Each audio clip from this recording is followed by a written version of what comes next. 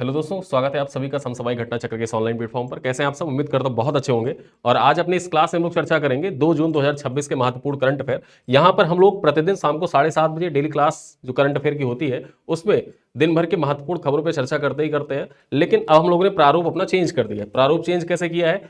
लोगों का ये रहता था, हमेशा से लोग इस चीज का मैसेज करते रहते थे कि सर जो पिछले महीने का उसको रिवाइज करवा दीजिए। तो रिवाइज करवाने के दृष्टिकोण से देखा जाए हम लोगों ने एक बहुत सटीक और बहुत ही कारगर तरीका अपनाया है कि प्रतिदिन एक थीम पकड़ेंगे, उस थीम के जितने भी महत्वपूर्ण बिंदु हैं आपकी परीक्षा के दृष्टिकोण से इंपॉर्टेंट, उनको टू द पॉइंट चर्चा करेंगे। जिससे होगा क्या कि सारी चीजें आपकी कवर होती जाएंगी, डेली करंट अफेयर भी आपका कंप्लीट हो जाएगा और एक वन शॉट रिवीजन की तरह हो जाएगा। पूरा क्लास जो रहेगा 30 से 35 मिनट या 40 मिनट 25 मिनट जो भी आप हमको समय देंगे, जितना समय आप तो हमको देंगे, टू द पॉइंट आपको पूरा कंटेंट से भरपूर वीडियो क्लास मिलेगा। ठीक है, कोई भी इधर उधर की बातें नहीं होंगी। सारा देखा जाए जितना भी आप समय देंगे 25 मिनट पूरा का पूरा आपका यूजफुल टाइम रहेगा। और इसी वजह से देखा जाए तो हम लोगों ने करंट शॉर्ट्स रिवीजन स्टार्ट किया है, जिसके अंतर्गत आज हम लोग प्रमुख नियुक्तियों पर चर्चा करेंगे। यहां पर मई 2026 की जितनी भी महत्वपूर्ण नियुक्तियां हुई हैं उन सब पर चर्चा करेंगे। ठीक है, और यहां पर देखा जाए जो ये डेली करंट अफेयर्स है इसको मासिक पैकेज के रूप में डिजाइन करके रखा गया है। मासिक पैकेज में आपको प्रतिदिन देखा जाए तो प्रिंटेबल पीडीएफ प्रोवाइड किया जाता है। जो क्लास पीपीटी होती है, ये क्लास पीपीटी आपको ऐप पर पढ़ने को मिल जाएगा। यहां पर खास बात यह है कि जो क्लास पीपीटी होती है ये आपके रिवीजन के लिए बहुत बेस्ट है।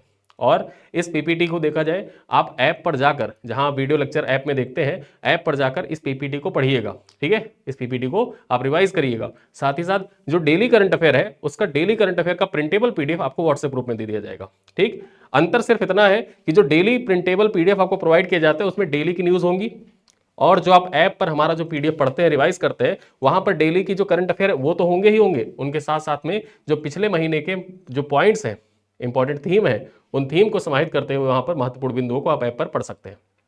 ठीक है, और प्रतिदिन 10 एमसीक्यू, जो बेस्ट 10 एमसीक्यू है उनके ऑनलाइन टेस्ट भी आप अटेम्प्ट कर सकते हैं। ये सारी चीजें आपको हमारे इस मासिक पैकेज में प्रोवाइड किया जाता है। और ये मासिक पैकेज, इस वीडियो के पिन कमेंट को आप चेक करेंगे तो वहां पर आपको जून महीने का मासिक पैकेज दिख जाएगा। जिस जून महीने के मासिक पैकेज को ज्वाइन कर सकते हैं आप, और पूरे महीने की करंट अफेयर की तैयारी, साथ साथ जो पूरा रिवीजन है वो आप हमारे साथ कर सकते हैं। चलिए स्टार्ट करते हैं, देखते हैं कौन कौन सी खबरें आपकी परीक्षा के दृष्टिकोण से महत्वपूर्ण है। यहां पर देखा जाए एक प्रतियोगिता है, बहुत महत्वपूर्ण प्रतियोगिता होती है। यहां पर होता क्या है, बेसिकली जो स्पेलिंग्स होते हैं, इंग्लिश के स्पेलिंग्स होती है, उनका देखा जाए उच्चारण, या फिर यूं कहा जाए तो जो वर्तनी होती है, शुद्ध वर्तनी बताने के लिए स्क्रिप्स नेशनल स्पेलिंग बी प्रतियोगिता आयोजित की जाती है। और यहां पर देखा जाए इस बार स्क्रिप्स नेशनल स्पेलिंग बी प्रतियोगिता 2026 के बारे में चर्चा करें तो भारतीय मूल के छात्र हैं, नाम क्या है इनका, श्रेया पारिक। ठीक है, श्रेया पारिक हैं। 2026 की स्क्रिप्स नेशनल स्पेलिंग बी प्रतियोगिता जीतकर अंतरराष्ट्रीय स्तर पर महत्वपूर्ण उपलब्धि इन्होंने हासिल की है। तो याद रखिएगा, स्क्रिप्स नेशनल स्पेलिंग बी प्रतियोगिता 2026 का खिताब किसने जीता है? श्रेया पारिक ने जीता है। कैलिफोर्निया निवासी और डे क्रिक इंटरमीडिएट स्कूल की 8वीं कक्षा के छात्र हैं। ठीक है, अब यहां पर खास बात यह हो जाती है कि श्रेया पारिक ने स्पेल ऑफ दौर में 90 सेकंड के अंदर 35 में से 32 शब्दों की वर्तनी सही बताई थी। यानी कि इंग्लिश के 35 वर्ड पूछे गए, 1.5 मिनट के अंदर इन्होंने 32 वर्ड जो थे उनकी वर्तनी शुद्ध बता दी। ठीक है, श्रेया पारिक ने बृहद सोम का पूर्व रिकॉर्ड तोड़ा है, जिन्होंने स्पेल ऑफ के दौर में 30 में से 29 शब्दों के सही वर्तनी बताई थी। ठीक है, यहां पर देखा जाए विजेता को $50,000 स्क्रिप्स कप पदक के साथ साथ में मरियम वेबस्टर, डेल्टा एयरलाइंस और इंसाइक्लोपीडिया ब्रिटानिका की ओर से अतिरिक्त पुरस्कार भी प्रदान किया जाता है। ठीक है, तो जो विजेता होता है उसको जो महत्वपूर्ण जो डिक्शनरी है उनकी ओर से देखा जाए अतिरिक्त अवार्ड भी प्रदान किया जाता है। साथ साथ में जो स्क्रिप्स नेशनल स्पेलिंग बी प्रतियोगिता है उसका अवार्ड भी प्रदान किया जाता है। और इस बार किसको दिया गया है? श्रेया पारिक को प्रदान किया गया है। ठीक है, तो ये हो गई हमारी पहली खबर। अगली खबर क्या है? देश का पहला माइक्रोसॉफ्ट जेन एआई कैंपस। अब देश का पहला आ गया तो आपके परीक्षा के दृष्टिकोण से ये बिंदु जो है ये मोस्ट इंपॉर्टेंट है। ठीक है, मोस्ट इंपॉर्टेंट पॉइंट है। आइए देखते हैं, यहां पर देखा जाए मथुरा स्थित JLA यूनिवर्सिटी को देश का पहला माइक्रोसॉफ्ट जेन एआई कैंपस बनने का गौरव प्राप्त हुआ है। तो आपके परीक्षा के दृष्टिकोण से महत्वपूर्ण हो जाता है, खासकर यूपी स्पेशल के दृष्टिकोण से इंपॉर्टेंट है कि देश का पहला माइक्रोसॉफ्ट जेन एआई कैंपस कहां पर अवस्थित है? उत्तर प्रदेश में अवस्थित है। उत्तर प्रदेश में कहां पर अवस्थित है? मथुरा में अवस्थित है। और कौन सा विश्वविद्यालय है, कौन सी यूनिवर्सिटी है? JLA यूनिवर्सिटी है। यहां पर देखा जाए विश्वविद्यालय में उन्नत कृत्रिम बुद्धिमत्ता एवं क्लाउड तकनीक के विकास हेतु माइक्रोसॉफ्ट और गूगल क्लाउड के साथ वैश्विक तकनीक की साझेदारी यहां पर की गई है। JLA विश्वविद्यालय उत्तर भारत का पहला गूगल क्लाउड एजेंटिक कैंपस बनने की दिशा में भी कार्य कर रहा है, यानी कि गूगल क्लाउड आधारित एजेंटिक कैंपस ही बनेगा। यहां पर बात करें, विश्वविद्यालय के कुलाधिपति नारायण दास अग्रवाल हैं तथा यह पहल विद्यार्थियों के एआई तथा डिजिटल नवाचार आधारित कौशल प्रदान करने के लिए महत्वपूर्ण मानी जा रही है। ठीक, तो इस दृष्टिकोण से ये पॉइंट इंपॉर्टेंट हो जाते हैं आपकी परीक्षा के लिए। आगे चर्चा करते हैं, अगली खबर क्या है, हमारी तीसरी खबर महत्वपूर्ण हो जाता है, एनवायरमेंट के करंट अफेयर जो होते हैं उस दृष्टिकोण से महत्वपूर्ण है, और आपके यूपीएससी की परीक्षा में जो नई प्रजातियां पूछी जाती हैं उस दृष्टिकोण से भी इंपॉर्टेंट हो जाता है। यहां पर देखा जाए, मेसालिन बिश्नोई नामक एक छिपकली की खोज की गई है। ठीक है, तो राजस्थान में छिपकली की नई प्रजाति मेसालिन बिश्नोई की खोज की गई है। चर्चा करते हैं, राजस्थान के बीकानेर जिले के गजनेर क्षेत्र है। ठीक है, बीकानेर जिले के अंतर्गत एक गजनेर क्षेत्र आता है, वहां पर देखा जाए वैज्ञानिकों के द्वारा छिपकली की नई प्रजाति खोजी गई है जिसका नाम क्या है, मेसालिना बिश्नोई। इसका नाम रखा गया है मेसालिना बिश्नोई। और यहां पर देखा जाए इसके बारे में औपचारिक विवरण जो प्रकाशित हुआ वो 1 जून 2026 को प्रकाशित हुआ था। ठीक है, शोध पत्र में। चर्चा करते हैं, यह भारत में मेसालिना वंश की पहली वैज्ञानिक रूप से प्रमाणित उपस्थित मानी जा रही है। ठीक है, यहां पर देखा जाए जिसे आकारिकी और आनुवांशिक विश्लेषण द्वारा नई प्रजाति सिद्ध किया गया है।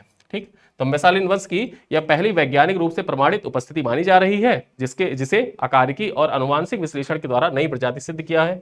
यहां पर चर्चा करते हैं, यह छोटी अर्ध मरुस्थलीय छिपकली लगभग 39.2 मिलीमीटर लंबी होती है। कितना? 39.2 मिलीमीटर लंबी होती है तथा इसका नाम पर्यावरण संरक्षण के लिए प्रसिद्ध बिश्नोई समुदाय के सम्मान में रखा गया है। ठीक है, बिश्नोई समुदाय जानते हैं आप, जो काला हिरण का मामला था, सलमान खान काला हिरण का मामला, वहां पर देखा जाए महत्वपूर्ण नाम हो जाता है बिश्नोई समुदाय। ठीक है, ये जो जीव जंतु होते हैं जैसे ब्लैक बक जो होता है, काला हिरण जो होते हैं, उनको पूजनीय मानते हैं, बच्चों की तरह ये लोग प्रेम करते हैं। ठीक है, और लॉरेंस बिश्नोई का नाम तो आपने सुना ही होगा। चलिए देखा जाए तो यह खोज थार मरुस्थल के समृद्ध जैव विविधता को दर्शाता है तथा भारतीय सरीसृप विज्ञान एवं मरुस्थलीय पारिस्थितिकी तंत्र में अध्ययन के लिए महत्वपूर्ण माना जा रहा है। ठीक, तो आपके एग्जाम के लिए महत्वपूर्ण हो जाता है कि हाल ही में चर्चा में रहा मेसालिना बिश्नोई निम्नलिखित में से किसकी प्रजाति है? सांप की प्रजाति है, ऑप्शन दे दिया। मेढक की प्रजाति है, ऑप्शन दे दिया। छिपकली की प्रजाति है, ऑप्शन दे दिया, या फिर दे दिया वृक्ष की एक प्रजाति है। ठीक है, तो यहां पर ये किसकी प्रजाति है? ये प्रजाति है किसकी? एक छिपकली की। चलिए आगे देखते हैं, अगली खबर क्या है। दिग्गज पार्श्व गायिका सुमन कल्याणपुर का निधन हो गया। ठीक है, सुमन कल्याणपुर का निधन हो गया। आपको गाना याद होगा, आजकल तेरे मेरे प्यार के चर्चे हर जुबान पर, यह गाना इन्होंने ही गाया था। ठीक है, यहां पर चर्चा करते हैं, प्रसिद्ध पार्श्व गायिका सुमन कल्याणपुर का 31 मई 2026 को मुंबई में 89 वर्ष की अवस्था में देखा जाए निधन हो गया। सुमन कल्याणपुर ने हिंदी, मराठी, बांग्ला, कन्नड़, असमिया फिल्मों में गीत गाए हैं तथा भारतीय फिल्म संगीत में 6 दशक से अधिक का इनका समय योगदान दिया है। ठीक है, यहाँ पर चर्चा करते हैं उनके लोकप्रिय गीत कौन से रहे। आजकल तेरे मेरे प्यार के चर्चे हर जबान पर, साथ ही साथ देखा जाए एक गाना था, बहुत फेमस गाना था 90s का गाना, नाना करते प्यार तुम्ही से कर बैठे, ये वाला गाना भी इनके द्वारा ही गाया गया था। चर्चा करें तो भारतीय संगीत जगत में उत्कृष्ट योगदान हेतु भारत सरकार के द्वारा 2023 में इनको पद्म भूषण से सम्मानित किया गया था। चूंकि ये पद्म भूषण से सम्मानित है, इस वजह से नाम इनका बेहद महत्वपूर्ण हो जाता है आपके परीक्षा के दृष्टिकोण से। जितने भी निधन से संबंधित सवाल पूछे जाते हैं कि परीक्षाओं में, उनमें देखा जाए एक पैटर्न है। पैटर्न क्या है? पद्म भूषण, पद्मश्री, पद्म विभूषण, भारत रत्न से संबंधित कोई भी व्यक्ति जिनका देहांत होता है उनसे संबंधित सवाल आपकी परीक्षाओं में जरूर पूछे जाते हैं। ठीक, तो ये पैटर्न आपको याद रखना है और इस पैटर्न पे चलते रहना है आगे। चलिए देखते हैं, भगवान बुद्ध के प्रमुख शिष्यों का पवित्र अवशेष मंगोलिया में स्थापित किया जाएगा। ठीक, यहां पर देखा जाए भगवान बुद्ध के प्रमुख शिष्यों अरहत सरिपुत्र और अरहत महामोगलान, ठीक है, जो महामोगलान थे, इनके जो पवित्र अवशेष हैं ये बुद्ध पूर्णिमा 2026 पर मंगोलिया के उलानबटोर स्थित गढ़तेंग चेनलिंग मठ। ठीक है, अब ये जो गढ़तेंग चेनलिंग मठ है आपको स्टैटिक जीके के दृष्टिकोण से महत्वपूर्ण हो जाता है कि ये कहां पर अवस्थित है, तो ये मंगोलिया में अवस्थित है।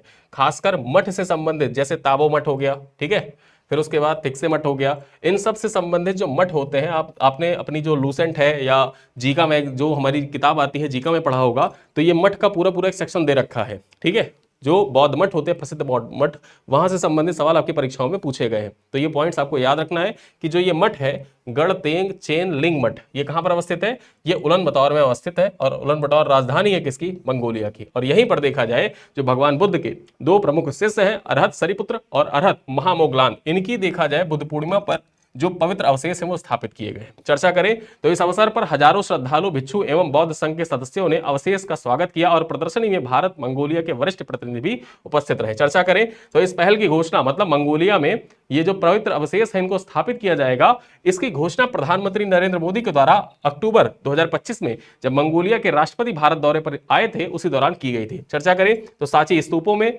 संरक्षित ये पवित्र अवशेष भारत और मंगोलिया के बीच गहरे आध्यात्मिक, सांस्कृतिक एवं सभ्यता के संबंधों के प्रतीक माने जाते हैं। आगे चर्चा करते हैं। अगली खबर क्या है? सुप्रीम कोर्ट में देखा जाए 5 नए न्यायाधीशों की नियुक्ति हुई है। ठीक है, 5 नए न्यायाधीशों की नियुक्ति की गई है। महत्वपूर्ण क्या हो जाता है? अभी देखा जाए हाल ही में आपने सुना होगा कि जो सुप्रीम कोर्ट में जजों की संख्या थी वो बढ़ाकर 33 से बढ़ाकर 37 कर दी गई। 33 से बढ़ाकर कितनी? 37 कर दी गई। ठीक है, और यहां पर देखा जाए इसके लिए अध्यादेश लाया गया था। तो उसी दृष्टिकोण से देखा जाए तो 5 नए जो न्यायाधीश है उनकी नियुक्ति हुई है। चर्चा करते हैं। केंद्र सरकार ने सुप्रीम कोर्ट में न्यायमूर्ति, ठीक है, न्यायमूर्ति शीला नागू, श्री चंद्रशेखर, संजीव सचदेवा, अरुणपल्ली और वरिष्ठ अधिवक्ता है वी मोहना, ठीक है, इनको नया न्यायाधीश नियुक्त किया है। वी मोहना को नया न्यायाधीश नियुक्त किया है। यहां पर चर्चा करें।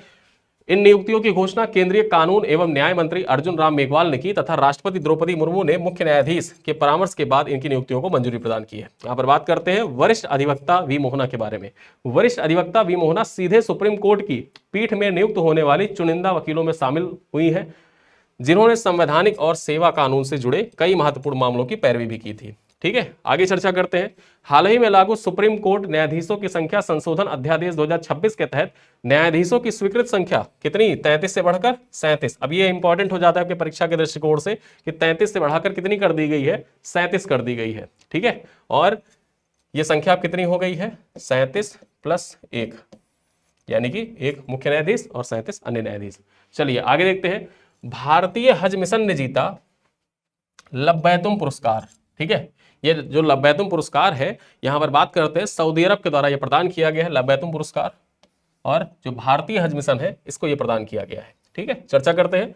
भारतीय हज मिशन को सऊदी अरब में आयोजित खत्माहु मिस्क समारोह, ठीक है, में उत्कृष्ट सेवा हेतु प्रतिष्ठित लब्बैतुम पुरस्कार से सम्मानित किया गया है। चर्चा करें। भारतीय हज मिशन को सर्वश्रेष्ठ समन्वय और संचार श्रेणी में यह पुरस्कार सऊदी हज मंत्रालय के द्वारा प्रदान किया गया है। समारोह में भारत की ओर से महावाणिज्यिक फहद सूरी एवं हज महावाणिज्यिक दूत सदफ चौधरी उपस्थित रहे।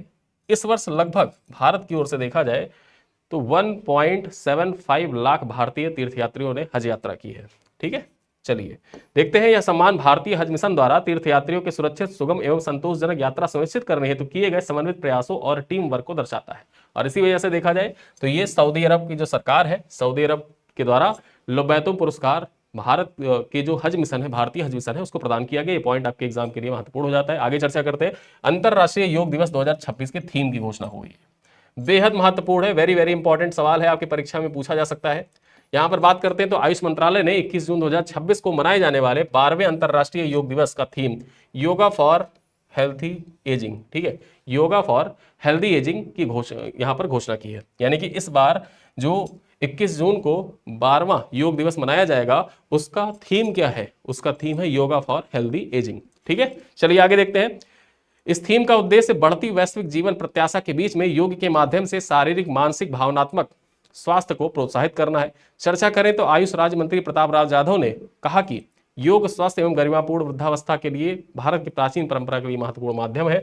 अब यहां पर याद रखना है आपको, यह थीम केवल जीवन काल ही नहीं बल्कि स्वास्थ्य काल अर्थात अच्छे स्वास्थ्य में बिताए गए वर्षों को बढ़ाने में योग की भूमिका को रेखांकित करता है। ठीक है, अर्थात कोई व्यक्ति अगर ठीक ठाक योग करता रहता है तो वो बुढ़ापे में भी स्वस्थ रहेगा। और इसी चीज को देखा जाए इंडिकेट करने के लिए इस बार का थीम ही रखा गया है योगा फॉर हेल्दी एजिंग। चलिए आगे देखते हैं। जनरल मेजर राहेल थॉमस बनी सैन्य नर्सिंग सेवा की एडीजी। ठीक है, जो सैन्य नर्सिंग सेवा है इसकी एडीजी कौन बनी है? इनका नाम याद रखिएगा, अपॉइंटमेंट के दृष्टिकोण से बेहद महत्वपूर्ण हो जाता है। इनका नाम है राहेल थॉमस। ठीक है, अब एक चीज आप याद रखिए, जून जुलाई का महीना ऐसा होता है ना, जून जुलाई, इसमें सेना में बहुत से जो वरिष्ठ पद है, ठीक, सेना में बहुत से जो वरिष्ठ पद हैं उनमें नियुक्ति परिवर्तन होता है। ठीक, हर साल ऐसा होता है कि जून जुलाई का जो महीना होता है उसमें सेना में जो शीर्ष नेतृत्व परिवर्तन है वो होता रहता है। तो इस बार भी देखा जाए जून जुलाई का महीना रहेगा, उसमें शीर्ष नेतृत्व परिवर्तन आप बार बार देखेंगे। आज ही देखा जाए तो हम लोग 3 शीर्ष नेतृत्व परिवर्तन पे तो चर्चा करेंगे ही करेंगे।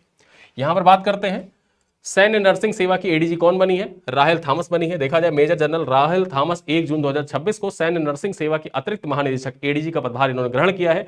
उन्होंने मेजर जनरल लिसाम्मा पीवी का स्थान लिया है।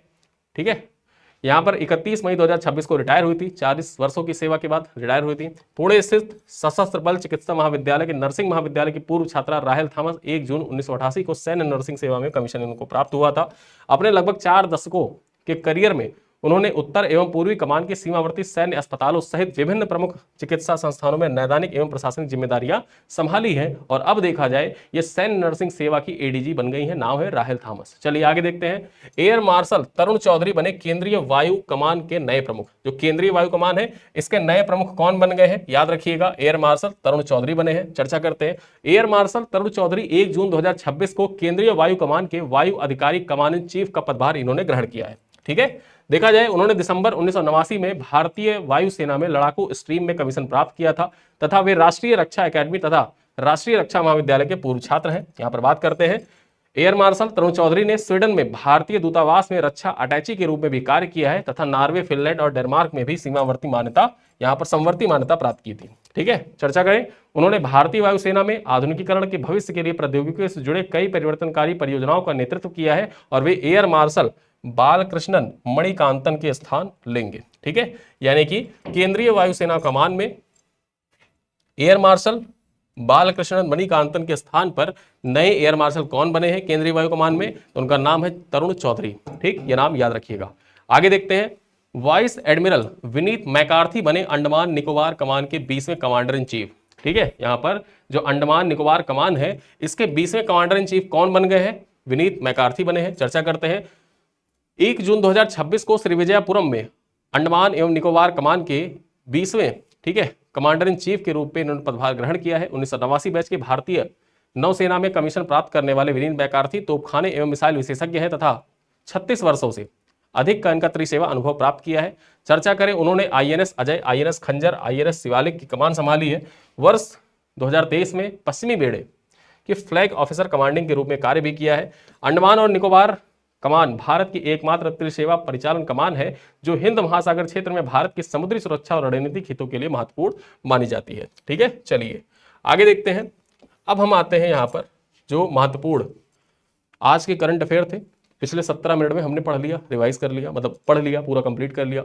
अब यहाँ पर देखा जाए रिवीजन मोड में आते हैं, यानी कि करंट शॉर्ट्स रिवीजन करेंगे। ठीक है, करंट शॉर्ट्स रिवीजन करेंगे और इस करंट शॉर्ट्स रिवीजन के अंतर्गत हम लोग देखेंगे आज प्रमुख नियुक्तियां, जितनी भी प्रमुख नियुक्तियां हैं, राष्ट्रीय अंतरराष्ट्रीय नियुक्तियां, सारी चीजों पे आज हम लोग चर्चा करेंगे और यहां पर टू द पॉइंट बातें होंगी। ठीक है, टू द पॉइंट बातें होंगी। मई 2026 की जितनी भी महत्वपूर्ण नियुक्तियां हैं उनमें हम लोग चर्चा करेंगे। लगभग 10 स्लाइड में पूरा कंटेंट हम लोग रिवाइज कर लेंगे। ठीक है, तो नीति आयोग के नए उपाध्यक्ष कौन नियुक्त हुए हैं? इनका नाम है अशोक कुमार लहड़ी। अशोक कुमार लहड़ी क्या बने हैं? नीति आयोग के नए उपाध्यक्ष बने हैं मई महीने में। राजेश कुमार अग्रवाल को देखा जाए तो पावर फाइनेंस कॉर्पोरेशन के निदेशक नियुक्त हुए हैं। PFC के नए निदेशक कौन बने? इनका नाम क्या है? राजेश कुमार अग्रवाल नाम है। AU स्मॉल फाइनेंस बैंक के एग्जीक्यूटिव डायरेक्टर एवं होल टाइम डायरेक्टर कौन बने? विवेक त्रिपाठी बने हैं। ठीक है, नाम याद रखिएगा, विवेक त्रिपाठी। ये क्या बने हैं? AU स्मॉल फाइनेंस एवं एग्जीक्यूटिव डायरेक्टर बने हैं, होल टाइम डायरेक्टर नियुक्त हुए AU स्मॉल फाइनेंस बैंक के। आगे चर्चा करें KC वेणुगोपाल के बारे में। लोक लेखा समिति के अध्यक्ष पुनः नियुक्त हुए हैं। लोक लेखा समिति के नए अध्यक्ष कौन बन गए हैं, यानी कि पुनः अध्यक्ष कौन बन गए? KC वेणुगोपाल बने हैं। वहीं पर बात करते हैं जो वैजंत पांडा है, ये क्या बने हैं? लोक उपक्रम समिति के अध्यक्ष नियुक्त हुए हैं। लोक उपक्रम समिति के अध्यक्ष कौन बने हैं? वैजंत पांडा बने हैं। फग्गन सिंह कुलस्ते क्या बने हैं? अनुसूचित जाति जनजाति कल्याण समिति के प्रमुख नियुक्त हुए हैं। ठीक है, अनुसूचित जाति जनजाति कल्याण समिति के जो प्रमुख हैं वो कौन बने हैं? फग्गन सिंह कुलस्ते बने हैं। सरोज शर्मा के बारे में चर्चा करते हैं। दिल्ली ओलंपिक एसोसिएशन की पहली महिला अध्यक्ष बनी है सरोज शर्मा, नाम याद रखिएगा। दिल्ली ओलंपिक एसोसिएशन की पहली महिला अध्यक्ष कौन बनी है? सरोज शर्मा। चलिए नितिन परांजपे के बारे में चर्चा करते हैं। इन्फोसिस के नए एग्जीक्यूटिव वाइस चेयरमैन नियुक्त हुए हैं। जोराम अनिया के बारे में चर्चा करें तो नीति आयोग की पूर्णकालिक सदस्य नियुक्त हुई हैं, अरुणाचल प्रदेश से हैं और अरुणाचल प्रदेश से नीति आयोग की सदस्य बनने वाली पहली महिला है ये। ठीक है, R बाला सुब्रमण्यम के बारे में चर्चा करते हैं। नीति आयोग के पूर्णकालिक सदस्य नियुक्त हुए हैं आर बाला सुब्रमण्यम। प्रसून जोशी के बारे में चर्चा करते हैं। यहां पर बात करते हैं प्रसार भारती के नए अध्यक्ष कौन नियुक्त हुए हैं, प्रसून जोशी नियुक्त हुए हैं। ठीक। रोहित जैन के बारे में चर्चा करें तो ये भारतीय रिजर्व बैंक के उप गवर्नर नियुक्त हुए हैं, रोहित जैन। ठीक है। जस्टिस अनुपिंदर सिंह ग्रेवाल, यहां पर चर्चा करें तो राष्ट्रीय कंपनी विधि न्यायाधिकरण के अध्यक्ष नियुक्त हुए हैं। राष्ट्रीय कंपनी विधि न्यायाधिकरण के नए अध्यक्ष कौन बन गए हैं, जस्टिस अनुपिंदर सिंह ग्रेवाल बने हैं। ठीक। आगे देखा जाए क्लेयर मजूमदार के बारे में चर्चा करें तो बायोकॉन की उत्तराधिकारी घोषित की गई हैं। ठीक। जो किरण मजूमदार शाह हैं उनकी ये भतीजी हैं, उनकी भतीजी हैं। और ये बायोकॉन की, जो बायोकॉन इंडिया है उसकी अगली देखा जाए चीफ बनेंगी। ठीक है, प्रमुख बनेंगी। कुमार मंगलम बिरला के बारे में चर्चा करें, कुमार मंगलम बिरला के बारे में चर्चा करें। वोडाफोन आइडिया के गैर कार्यकारी अध्यक्ष बने कुमार मंगलम बिरला। ठीक है, कुमार मंगलम बिरला क्या बने हैं, वोडाफोन आइडिया के गैर कार्यकारी अध्यक्ष बने हैं। आगे चर्चा करते हैं शशि शेखर वेम्पति के बारे में चर्चा कर लेते हैं। केंद्रीय फिल्म प्रमाणन बोर्ड CBFC के नए अध्यक्ष नियुक्त हुए हैं। प्रसून जोशी की जगह पर देखा जाए जो केंद्रीय फिल्म प्रमाणन बोर्ड है उसके नए अध्यक्ष कौन बन गए हैं, तो उसके नए अध्यक्ष बने शशि शेखर वेम्पति।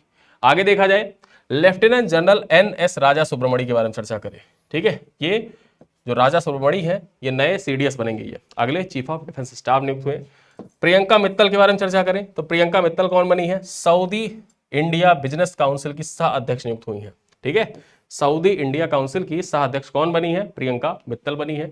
आगे चर्चा करते हैं वाइस एडमिरल कृष्ण स्वामीनाथन के बारे में चर्चा करें तो ये नौसेना प्रमुख नियुक्त हुए हैं। नौसेना प्रमुख कौन बने हैं, वाइस एडमिरल कृष्णा स्वामीनाथन। चलिए देखते हैं प्रशांत पीसे के बारे में चर्चा करें, ये ओमान में भारत के नए राजदूत नियुक्त हुए हैं। ठीक। VD सतीशन के बारे में चर्चा करें तो VD सतीशन ये केरल में मुख्यमंत्री बने हैं। ठीक है, पिनराई विजयन के बाद देखा जाए तो अगले मुख्यमंत्री कौन बने हैं, इनका नाम है VD सतीशन। चलिए आगे देखते हैं प्रवीण सूद के बारे में तो CBI निदेशक के रूप में देखा जाए तो इनको दूसरा सेवा विस्तार मिला है। CBI निदेशक के रूप में प्रवीण सूद को दूसरा सेवा विस्तार मिला है। P कुमारन के बारे में चर्चा करें तो ब्रिटेन में भारत के उच्चायुक्त नियुक्त हुए हैं P कुमारन। ठीक। फेडरिक सोयोस के बारे में चर्चा करें तो भारतीय जूनियर पुरुष हॉकी टीम के नए मुख्य कोच कौन बने हैं, फेडरिक सोयोस बने हैं। तुषार कुमार को देखा जाए तो तुषार कुमार क्या बने हैं, यूनाइटेड किंगडम में सबसे कम उम्र के मेयर बने हैं। यूनाइटेड किंगडम में सबसे कम उम्र के मेयर कौन बने हैं, तुषार कुमार बने हैं। वहीं पर हम लोग बात करें सौरभ विजय के बारे में, UIDAI के नए मुख्य कार्यकारी अधिकारी बने हैं सौरभ विजय। ठीक है। भरत सिंह चौहान के बारे में चर्चा करें तो भरत सिंह चौहान कॉमनवेल्थ शतरंज संघ के उपाध्यक्ष पुनः नियुक्त हुए हैं। आगे चर्चा करते हैं केविन वॉर्स के बारे में तो अमेरिकी फेडरल रिजर्व के नए अध्यक्ष बने केविन वॉर्स। संदीप बख्शी के बारे में चर्चा करें तो ICICI बैंक के MD और CEO पुनः नियुक्त हुए हैं। और वहीं पर एलियास जॉर्ज के बारे में चर्चा करें तो ये फेडरल बैंक के अंशकालिक चेयरमैन नियुक्त हुए हैं। ठीक है, तो ये थे मई महीने के महत्वपूर्ण नियुक्तियां जो कि परीक्षा के दृष्टिकोण से बेहद महत्वपूर्ण है। जितनी भी महत्वपूर्ण नियुक्तियां हैं यहां पर देखा जाए हम लोगों ने चर्चा की लगभग 30 से 32 नियुक्तियां जो आपके एग्जाम के दृष्टिकोण से इंपॉर्टेंट है। एक बार हम लोग फिर से देख लेते हैं ताकि आपकी सारी चीजें रिवाइज हो जाए। एलियास जॉर्ज फेडरल बैंक के अंशकालिक chairman, Sandeep Bakhshi ICICI bank के MD और CEO नियुक्त हुए हैं, केविन वॉर्स अमेरिकी फेडरल रिजर्व के नए अध्यक्ष बने हैं, वहीं पर भरत सिंह चौहान कॉमनवेल्थ शतरंज संघ के पुनः अध्यक्ष नियुक्त हुए हैं, सौरभ विजय UIDAI के नए मुख्य कार्यकारी अधिकारी बने हैं, तुषार कुमार यूनाइटेड किंगडम में सबसे कम उम्र के मेयर बने हैं, फेडरिक सोयोज भारतीय जूनियर पुरुष टीम के नए मुख्य कोच बने हैं, P कुमारन ब्रिटेन में भारत के नए उच्चायुक्त बने हैं, प्रवीण सूद CBI निदेशक के रूप में दूसरा सेवा विस्तार इनको मिला है, VD सतीशन को देखा जाए केरल के अगले मुख्यमंत्री के रूप में चुने गए हैं, प्रशांत पीसे ओमान में भारत के नए राजदूत बने हैं, वाइस एडमिरल कृष्ण स्वामीनाथन नए नौसेना प्रमुख बने हैं, Priyanka Mittal Saudi India business council की सह अध्यक्ष बनी हैं, लेफ्टिनेंट जनरल NS राजा सुब्रमणी अगले चीफ ऑफ डिफेंस स्टाफ बने हैं, शशि शेखर वेम्पति केंद्रीय फिल्म प्रमाणन बोर्ड के नए अध्यक्ष बने हैं, कुमार मंगलम बिरला वोडाफोन आइडिया के गैर कार्यकारी अध्यक्ष बने हैं, क्लेयर मजूमदार बायोकॉन की उत्तराधिकारी नियुक्त हुई हैं। वहीं पर देखा जाए जस्टिस अनुपिंदर सिंह ग्रेवाल जो है ये राष्ट्रीय कंपनी न्यायाधिकरण के नए अध्यक्ष बने हैं, रोहित जैन भारतीय रिजर्व बैंक में उप गवर्नर बने हैं, प्रसून जोशी प्रसार भारती के नए अध्यक्ष बने हैं, R बाला सुब्रमण्यम नीति आयोग के पूर्णकालिक सदस्य बने हैं, जोरामनिया नीति आयोग के पूर्णकालिक सदस्य नियुक्त हुए हैं, नितिन परांजपे इंफोसिस के नॉन एग्जीक्यूटिव वाइस चेयरमैन बने हैं, सरोज शर्मा दिल्ली ओलंपिक एसोसिएशन की पहली महिला अध्यक्ष बनी है, रोहित जैन यहां पर बात करें फग्गन सिंह कुलस्ते अनुसूचित जाति जनजाति कल्याण समिति के मुख्य प्रमुख नियुक्तियों है वैजयंत पांडा लोक उपक्रम समिति, यहां पर देखा जाए जो लोक उपक्रम समिति होती है उसके देखा जाए अध्यक्ष बने हैं। वहीं पर केसी वेणुगोपाल लोक लेखा समिति के अध्यक्ष बने हैं और Vivek Tripathi AU small finance bank के executive director whole time director बने हैं। Rajesh Kumar Agarwal power finance corporation के नए निदेशक और अशोक कुमार लहड़ी क्या बने हैं, नीति आयोग के नए उपाध्यक्ष बने हैं। तो ये प्रमुख नियुक्तियां जितनी थी सबको हम लोगों ने एक बार में पूरा रिवाइज कर लिया। अब मई महीने से कोई भी नियुक्ति आपसे परीक्षा में पूछी जाएगी, पूरी की पूरी नियुक्तियां आपकी तैयार हो चुकी हैं। अब चलते चलते कुछ सवाल भी आपसे पूछूंगा जिनका उत्तर आप कमेंट बॉक्स में जरूर लिखिएगा। पहला सवाल क्या है आपसे देखा जाए, यहां पर फर्स्ट सवाल है कि भगवान बुद्ध के प्रमुख शिष्यों अरहत, सरिपुत्र और अरहत महामोगलान की पवित्र अवशेष किस देश में स्थापित किए गए हैं, जापान, थाईलैंड, मंगोलिया या श्रीलंका। क्वेश्चन नंबर 2 है सुप्रीम कोर्ट में सीधे न्यायाधीश नियुक्त होने वाली वरिष्ठ अधिवक्ता कौन बनी है, वी मोहना, इंदिरा जयसिंह, गीता लूथर या करुणा नंदी। क्वेश्चन नंबर 3 है अंतरराष्ट्रीय योग दिवस 2026 का थीम क्या घोषित किया गया है, yoga for humanity, yoga for healthy ageing, yoga for piece and health, yoga for sustainable living. और अंतिम सवाल है भारत का पहला माइक्रोसॉफ्ट जेन एआई कैंपस कौन सा विश्वविद्यालय बना है, एमआईटी विश्वविद्यालय, बीएचयू, जेएलए विश्वविद्यालय मथुरा या आईआईटी कानपुर। तो आपको बताना है जेन एआई माइक्रोसॉफ्ट जेन एआई कैंपस कौन सा बना है, ये आप लोग कमेंट करके बताइएगा। और आज हम लोगों ने देखा जाए एक तरीके से 2 जून 2026 के महत्वपूर्ण करंट अफेयर देखे और प्रमुख राष्ट्रीय अंतर्राष्ट्रीय नियुक्तियां पूरा मई हम लोगों ने कवर किया। और प्रतिदिन इसी प्रकार से आपके जो महत्वपूर्ण बिंदु हैं उनका रिवीजन करते हुए ये क्लासेस अनावरत रूप से आगे बढ़ती रहेगी। क्लास पसंद आए तो वीडियो को लाइक जरूर करिएगा और अपना फीडबैक कमेंट में जरूर लिखिएगा, ठीक है। क्योंकि जो आपका कमेंट होता है ना वो हमको एक अलग ऊर्जा प्रदान करता है, क्योंकि हमारा आपका इंटरेक्शन डायरेक्टली होता नहीं है। हम लोग वीडियो रिकॉर्डेड फॉर्म में अपलोड करते हैं और जब रिकॉर्डेड फॉर्म में अपलोड करते हैं तो ना आपका कम्युनिकेशन हमसे डायरेक्टली बन पाता है और हम चाहते हैं कि आप लोग कमेंट करें। तो कमेंट से क्या होता है कि हमारा आपका कम्युनिकेशन जो है वो कमेंट के सेक्शन जो होता है उस कमेंट सेक्शन के माध्यम से हो पाता है, ठीक है। तो आप लोग कमेंट जरूर किया करें, जो भी आपका पॉजिटिव नेगेटिव जैसा भी कमेंट रहेगा, सारे कमेंट्स का तहे दिल से और खुले दिल से स्वागत है। आप लोग कमेंट करिए, जो भी आपके फीडबैक हैं आप कमेंट में लिख सकते हैं। सीरीज पसंद आ रही है तो कमेंट में जरूर लिखिएगा और प्रश्नों का उत्तर कमेंट बॉक्स में जरूर दिया करें, ठीक है। तो इन्हीं सब बातों के साथ इस क्लास को करते हैं पर समाप्त। आपका दिन शुभ हो और मिलते हैं अगली क्लास में, तब तक के लिए धन्यवाद।